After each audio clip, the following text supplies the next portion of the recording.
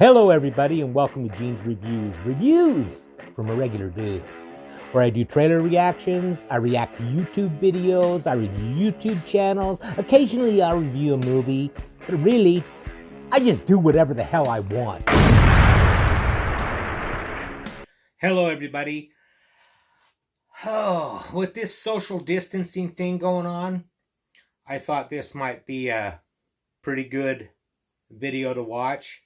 This is called What Happens When You're in Solitary Confinement for Days, Months, or even Years. So far, I've had to put up with this social distancing thing for only 3 weeks, and I'm not exactly like locked into my house yet, but I haven't really left except to go to the grocery store or something like that. But could you imagine if you was locked in solitary confinement for like years and years and years? Probably make you crazy. But let's check this out. This might be kind of interesting. Makes us, more grateful for what we're going through and not having to go through all this. Let's check this out right now.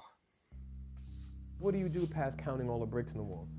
I done read every story that's been on the walls. I done looked at every crack. I stare at the paint so much I can see the paint strokes in it.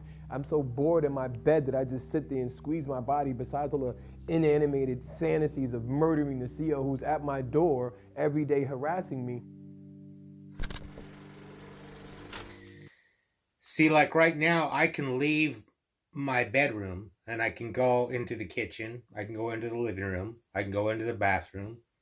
I can go outside around the house, I can go sit in my car if I want, listen to the radio or something, and it's not like this. This is Five Mualim Ak. He served 12 years in prison before getting out in 2012. 5 of those in total were spent in solitary confinement. 5 years. Which is used in prisons across the country as a form of punishment and as a means of keeping dangerous inmates away from the general population. Five writes about his experience in solitary in a new book called Hell is a Very Small Place, which is composed of essays by people who have been in solitary or are still in solitary now. For most of us, spending 23 hours a day in a room by ourselves is unimaginable. For people like Five and his friend Terrence Slater, who was released from a prison in upstate New York just a few months ago after spending more than a year in solitary, it's a memory that never really goes away. If you sit in your cell and you worried about the time, you're gonna lose your mind. Yep. Because then you start thinking about what this person's doing. How's your family? How's your daughter? And you can't help but think about it. But you try to limit the amount of time that you focus on that by doing all these different things, puzzles, all type of stuff in there. Get soap, start making figurines out of the soap. You don't know what it's like to be in that cell. You don't know what it's like to hear people screaming, mad. This isn't something that we could easily just take a pill and erase. Often, I have dreams of officers coming in my cell.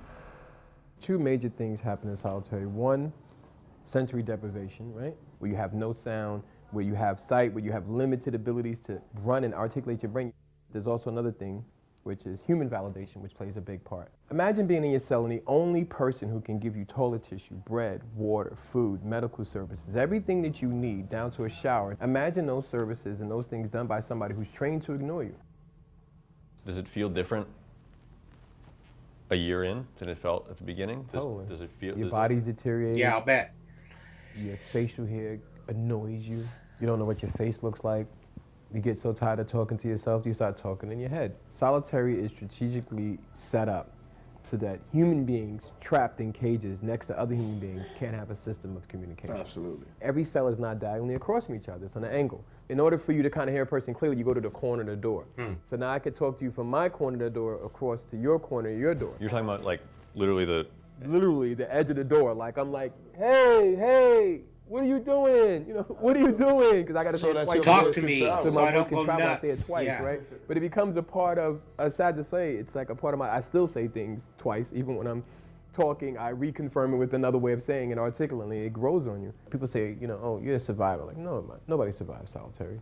After completing one of his bids in the box, Terrence was given a job in the prison mess hall, where he was responsible for preparing meals that would be sent down to people in solitary. It's Friday, macaroni and cheese and fish day. I'm feeding the brothers that's in the box.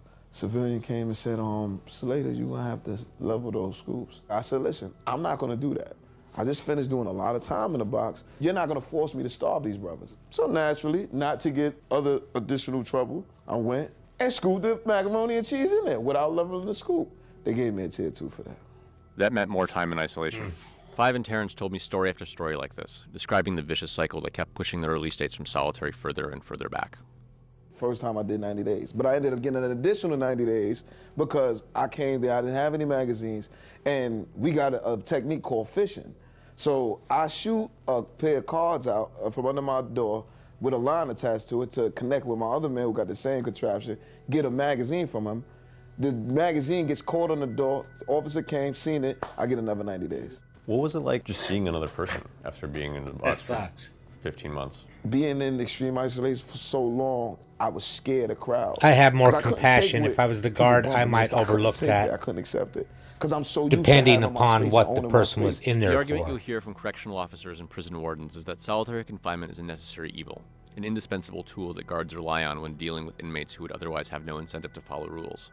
But even if you're willing to accept that there's no alternative, it's become clear that prisons are relying on solitary way too much and subjecting people to it too readily. Solitary is arguably the most extreme form of punishment our justice system metes out, and it makes little sense that prison guards can decide more or less unilaterally when it's appropriate. How do you maintain a sense don't. of who you are? You don't. You live off of your memories because you have nothing Yeah. else to accumulate to move You would- forward. yeah, And then you end up you'd be having this daydreaming short-term memory constantly. disorder, which is a part of the consequences of being in solitary, where you can't keep one train of thought for too long. And then you're dropped off in 42nd Street, Times Square, the biggest tourist spot in the world, with 20 million computers.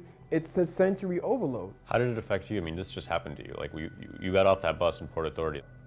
I felt something I haven't felt in years. I felt fear. Because I'm out here. I'm seeing how this is moving.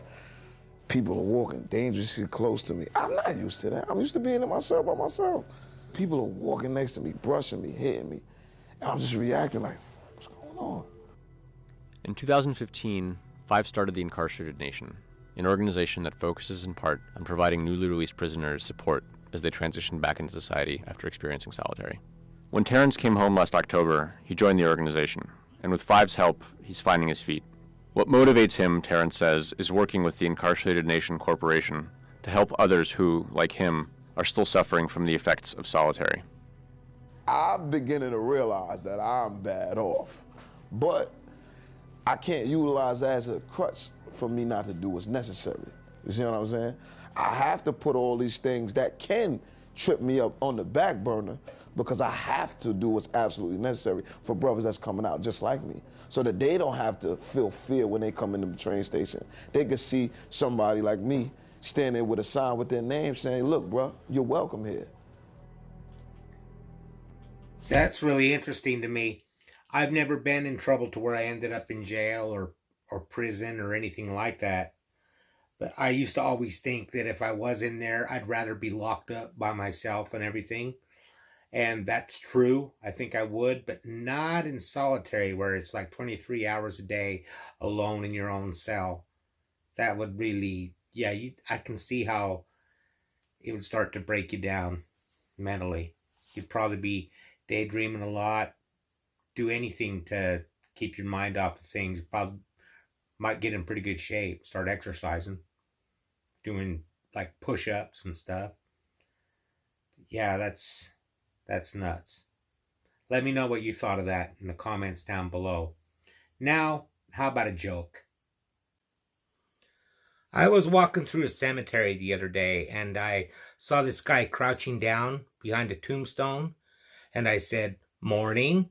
And he said, "No, just taking a shit." Thank you, everybody. Make sure you like, comment, subscribe, hashtag Mean Gene, all that fun stuff, and I will see you next time.